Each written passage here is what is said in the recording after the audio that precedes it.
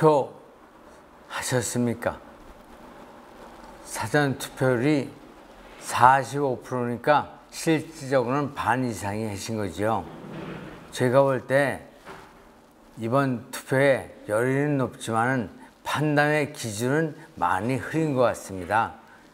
제가 생각할 때 사람을 찍지 않고 기호를 찍는 선거, 이거는 저는 문제가 많다고 생각합니다. 예를 들면 지금 앞에 이 제가 판넬을 들고 이렇게 하고 있는데 이 보십시오. 어떻게 집권당이 제1야당이 가짜 정당을 만들어 놓고 또 그 표를 달라고 하고 있습니까? 그걸 또 국민이 따라 찍는 건 무엇입니까? 그래 놓고 대포 통장, 대포 자동차, 대포폰 그런 건 안 된다. 저 해에 위성 페이퍼 컴퍼니를 만들어 놓고 세금을 탈루하거나 재산을 빼돌리는 것도 안 된다. 그런 말을 할 수 있겠습니까? 준법과 그리고 원칙이 없어진 나라, 이거 심각한 상황입니다. 다 같이 유권자, 국민이 이거를 염려하고 고치기 위해서 나 하나만이라도 올바른 선택을 해야 되는데 그렇지 않은 것이 대한민국의 현실인 것 같아서 참으로 일생 동안 위기를 걸어오며 정치를 꿈꿔온 저로서는 많은 우려와 염려가 됩니다. 생각해 보십시오. 어른이 가짜 위성정당을 만들어 놓고 애들한테 올바로 살아라, 바로 살아야 된다, 이런 말이 통하겠습니까? 또 이어서 그런 세상이 되다 보니까 여러분 보십시오. 세상에 국회의원 하겠다는 사람들이 이 범법자가 절반이 넘습니다. 어떻게 그런 사람이 사회 지도층이 됩니까? 저는 40년, 근 50년간 정치판에서 뼈가 굵으며 그 험한 생활을 해왔지만 전과가 하나도 없습니다. 그런 반면에 지금의 출마한 자들의 그 개개인의 전과를 볼 때 흉악하게 이를 데 없는 범죄자들이 국회를 운영하는데 국민이 그 국회의사당을 바로 보겠습니까? 저는 이런 상황을 누가 고치느냐? 스스로는 고치기 어렵습니다. 유권자, 표를 가진 우리가 그런 사람에게, 그런 정당에게 투표하지 않으면 그런 짓을 하지 않을 것입니다. 군대도 안 가고 때가 되면 사진만 찍는 대통령이나 제1야당의 대표, 그분들이 왜 군대를 안 가셨습니까? 그러나 누구 하나 탓하지 않으니까 군대 갈 때는 다 빠지고 벼슬할 때는 나서는 거 아니겠습니까? 제가 드리는 말씀은 이번 투표에서 하신 분들은 옆에 분에게 말씀해 주십시오. 투표를 올바로 해야 세상이 바뀐다. 그래야 우리가 산다. 세상에 도둑에게 생선을 맡기는 것과 똑같이 고양이에게 우리가 이 세금을 누구의 돈입니까? 우리의 돈이지. 마치 대통령의 돈입니까? 제1야당의 대표의 돈입니까? 20만 원씩 줘라. 2년 동안 뭐하고 계시다가 이제 온갖 동네를 다니면서 뭐뭐를 해준다. 강원도에 와서도 하늘이 두 쪽 나도 해주겠다. 사람들이 안 믿으니까 그런 얘기를 하는 거 아닙니까? 예산이 부족해서, 세금이 부족해서 50조씩 못 거두면서 뭔 돈으로 누굴 갖다 등을 쳐서 누구에게 더 주겠다는 약속입니까? 지키지 못할 약속을 하는 그런 정당, 그런 지도자에게, 그런 사람들과 함께하는 사람들에게 유권자 여러분이 올바른 투표로서 심판을 해줘야 이 세상이 바로 갑니다. 요즘에 어떻습니까? 마을에 지나가면 젊은 아이들이 어른을 존경하고 공경합니까? 학교에 가면 아이들이 또 선생님을 그렇게 존경하고 공경을 하며 따릅니까? 경찰서 파출소에 가면 술 먹고 도둑질한 놈들이 인권을 주장하면서 오히려 민중의 지팡이가 어쩐다고 나무라지 않습니까? 군대에 줄을 씁니까? 하급자가 상급자 알기를 마치 동네 놀던 소떼 모양 행동을 하니 그것이 되겠습니까? 위계 질서가 잡히는 것은 물이 흐르는 것과 같이 위에 물이 맑아야도 하지만 올바로 갈 때 그 물길이 바로 서는 겁니다. 이제 하루가 남았습니다. 무슨 말을 많이 해도 소용이 없습니다. 나 하나 누구를 탓할 필요가 없이 내가 한 표를 올바르게 하고 우리 집 식구가 올바른 정당을 한다면, 선택을 한다면 세상은 바뀝니다. 따라서 제가 드리고 싶은 말씀은 이제 남은 하루 나뿐이 아니라 식구끼리 의논하고 이웃끼리 의논하고 누가 진짜 인물이냐, 누가 이 춘천시를 바로 세우고 또 키울 사람인가, 그걸 의논해서 그런 사람을 찍어야 되지.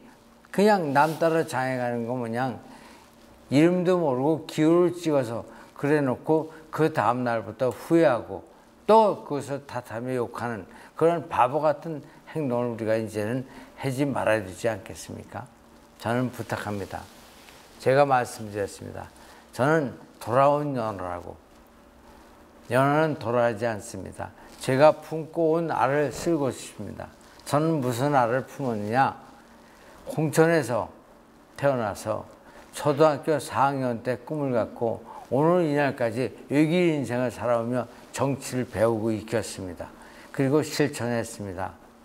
그래서 제가 국회의원도 대한민국 최연소 국회의원으로서 열심히 했지만 299명 국회의원 중에 2005년도에 법안을 가장 많이 대표 발의해서 그 본회의를 통과한 1등 의원도 했습니다. 반면에 저는 사회 경험도 많이 얻었습니다. 특히 또 학교에서 대학 강의도 19년 동안 했습니다. 저 중국의 북경대학에서 점수 매기는 교수는 정말 하기가 어렵고 드뭅니다. 제가 북경대학에서 1년 반 동안 강의를 했습니다. 저는 춘천시의 국회의원 선거이기 때문에 말하지 않지만 대한민국 외교가 균형을 잃었습니다.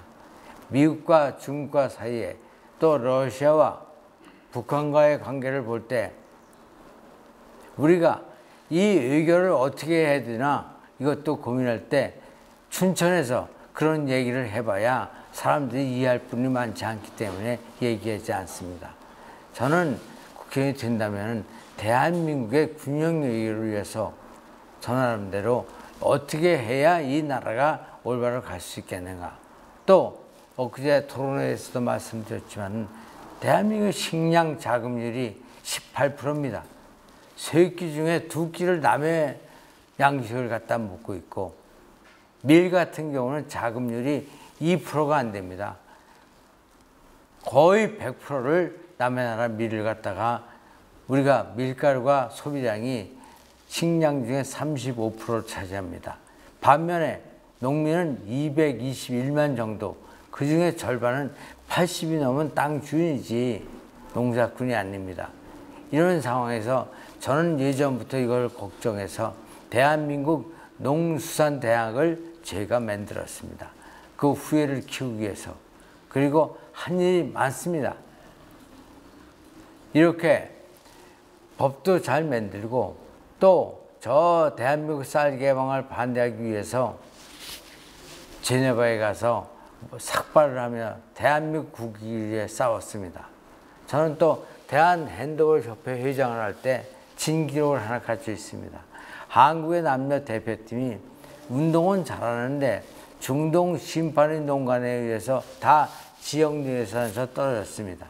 그러나 제가 그걸 올림픽 조직위원회와 세계 핸드볼 연맹, 아시아 연맹에 항의와 시위를 해서 올림픽 역사상 있을 수 없는 재경기를 통해서 남녀 대표팀이 북경 올림픽에 가서 여자는 동메달을 따고 남자는 8강을 하고 오는 불의를 보고는 참 못하는 그러한 일도 해냈습니다. 또 제가 지금 이 순간에도 국회의원을 하면서 가장 보람 있는 것이 대한민국의 읍면동장은 94년 이전에 다 별정직 공무원들이었습니다. 그분들은 뭐냐? 선거 때 앞제비로 파출소장, 통장, 이장, 반장 앞세워서 표가 많이 나오면 통장, 동장, 읍면 동장을 하는 그러한 제도였습니다. 그러다 보니까 여야가 바뀌지 않고 매일 부정선거가 날치고, 그래서 제가 읍면을 별정직 5급이 아닌 일반직 5급이 현직 공무원이 하게끔 만들어서 그분들은 선거에 관여하지 못하게 하여 여야가 실질적으로 뒤바뀌는 그런 역사적인 일도 해냈습니다. 여러분, 이번에도 제가 이렇게 좀 늦게 왔지만은 왔을 때는 이유가 있습니다. 그런데 저 KBS하고 MBC는 방송 토론회인데 저를 빼고 했습니다. 당연히 할 수 있는 기준임에도 불구하고, 아니면 하지 말아야지. 그렇게 해서 언론이 편파적으로 선거에 사실상 개입하고 어느 후보를 지지하는 편을 드는 그런 입장이 되어서야 올바른 일꾼이 우리의 젊은이들이 크겠습니까? 따라서 저는 부탁드립니다. 요즘에 이런 유튜브 짧게 해야 본다고 하지만 저는 정말 할 말이 많습니다. 이제 한 가지만 더 말씀드리겠습니다. 저는 누차 말씀드렸지만은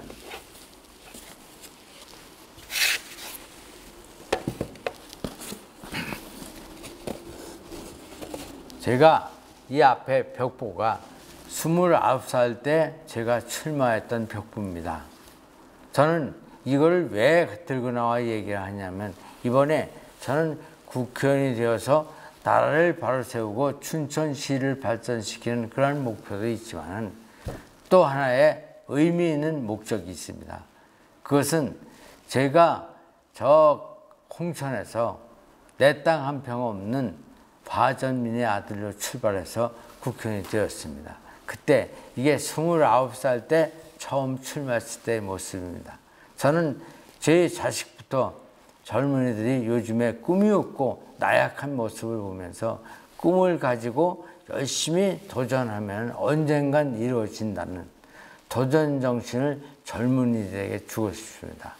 그리고 또 하나는 저와 같이 은퇴한 사람들이 그냥 맹목적으로 그날을 기다리는 것이 아니라 새로운 희망과 새로운 용기를 가지고 제2의 꿈을 가진 인생을 살 때 그분들에게 또 다른 새로운 나날이 의미 있게 될 것이라 해서 저는 이번에 도전하였습니다. 여러분, 조현이는 꼰대라고 얘기했습니다. 즉 제가 적임자입니다.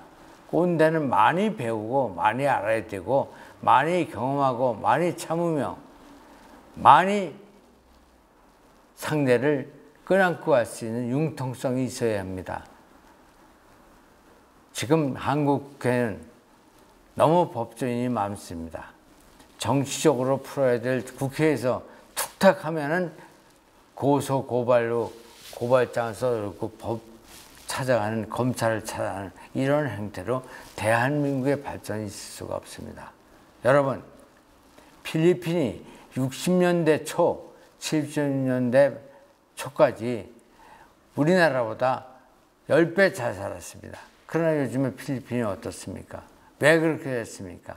애언이 없고 기준이 없고 원칙이 없다 보니까 그저 권력자들, 부를 가진 몇몇만이 행동하다 보니까 오늘의 필리핀이 저꼴이 났지 않습니까? 대한민국이라고 그러한 경우가 오지 말라는 법이 없습니다. 지금이 몹시 어려운 상황입니다. 저 중국에 공부할 때 보았습니다. 장학령이라는 사람이 24살짜리가 미국에서 콜롬비아 대학에서 유학을 하고 돌아와서 얘기했습니다. 중국은 내가 있어 희망이 있다. 그 얘기는 뭐냐? 네가 뭔데 희망이 있냐? 이렇게 사람들이 물을 때 중국이 일본의 땅을 뺏길 때 총 한 방 쏘지 않고 땅을 다 뺏겼습니다. 왜? 토호 세력들이 가서 미리 돈 받고 맨날 몇 시에 들어오시오. 그럼 말 타고 일본 사람이 오면 엎드려서 무릎 꿇고 절고 일본 사람이 지나가면 자기는 지위를 다시 받고 그래서 중국이 다 뺏기고 그렇게 부패했던 중국 아편전쟁과 청일전쟁에서 패하는 중국 그 땅 큰 나라가 근데 장학령의 주장은 뭐냐 그렇게 하지 않고 나는 중국을 위해서 나 하나만 똑바로 살겠다. 그것이 전파되어 가족과 이웃과 지역과 나라가 다 나 같은 마음이 될 때 중국은 새로운 발전을 할 수 있을 것이라고 얘기했습니다. 오늘의 중국이 나는 그러한 지도자의 가르침이 있었다고 생각합니다. 여러분 이제 하루가 남았지만 절반 이상의 투표를 하셨지만 단 한 표라도 올바른 투표를 행사합시다. 그래야 이제부터라도 우리는 먼 곳을 보기 전에 내 가정부터 나 자신부터 그리고 내 지역부터 내 나라를 바로 세울 때 대한민국의 미래가 열리고 또 대한민국의 우리 후손들이 떵떵거리면서 어디 가도 자신 있게 가슴을 펴고 살 수 있는 그날이 올 것이라고 믿습니다. 이제 이틀 남았습니다. 결단의 날 내일이 없습니다. 큰 일을 바라지 말고 작은 것이라도 옳고 맞은 거 또 틀린 거를 알면서도 잘못된 거를 알면서도 내가 누구하고 친하고 옳게 나에 유리해서 그쪽을 찍는 것이 아니라 이렇게 해야만이 세상이 바로가고 기준이 쓴다는 마음으로 나머지 투표를 이웃분들과 함께 첫째, 기권하는 것은 가장 죄악입니다. 그 소중한 한 표를 꼭 행사하면서 이 조연을 안 줘도 괜찮습니다. 투표에 꼭 참여해 주셔서